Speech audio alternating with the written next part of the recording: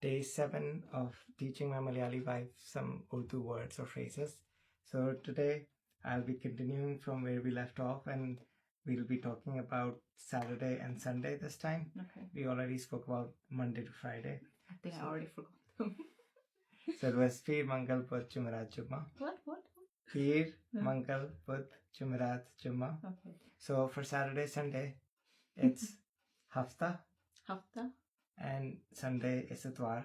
Itwar. Yeah. For Hafta, we also for referring to it as a week as well. Mm-hmm. So when we say Hafta, it can also mean the week, and Hafta can also mean Saturday. So it can be either or depending on the context of how it's being used.